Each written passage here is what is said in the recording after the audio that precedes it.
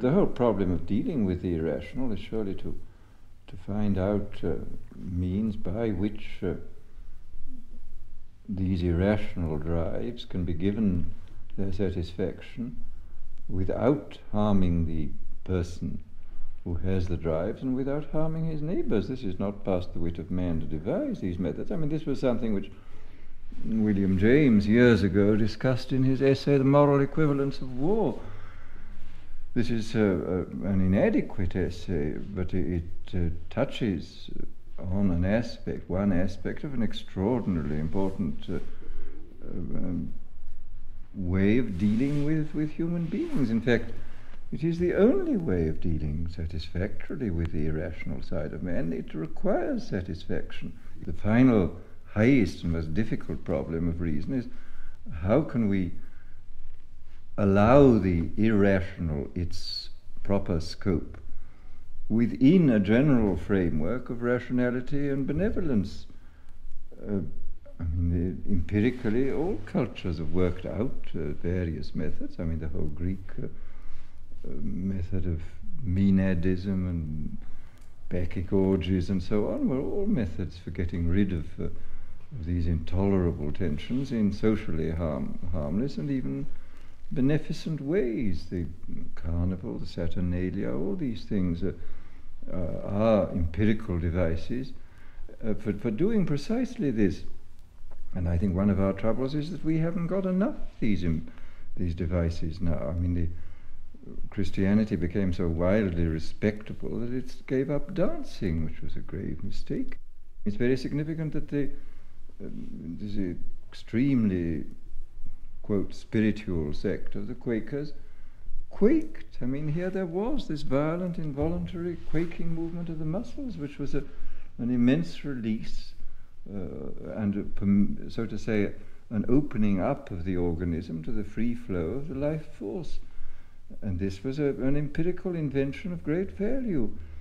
Similarly, that the sort of deliberate dancing processes of Menadism and Bacchantism and the Dionysiac orgies were also methods for involving the muscles in this general process of release, of getting rid of these pent-up irrational drives in harmless ways.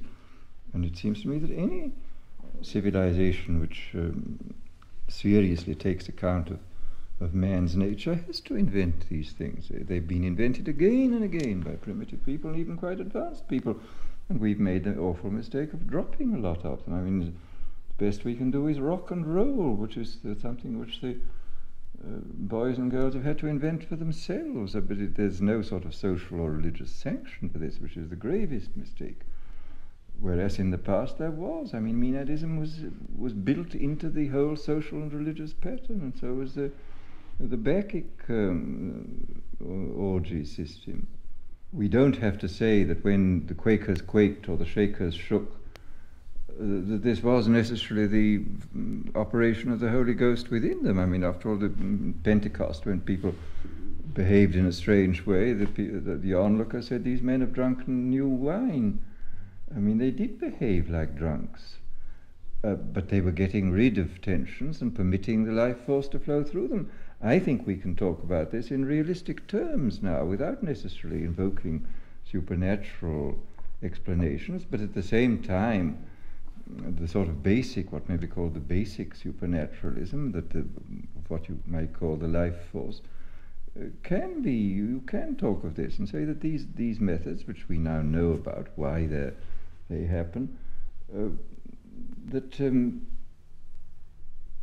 they are of value in as much as they do permit this basic source of energy and enlightenment to flow freely through an organism which is constantly blocking itself up and obstructing itself by the operations of the conscious ego. These are ways of getting rid of the conscious ego, of getting out of our own light, which is what everybody has been talking about from the beginning of time. And I think we are now in a position to be able to talk about it in more or less naturalistic terms, and not necessarily in these supernaturalistic terms, which the early Quakers or the Shakers or the dervishes used.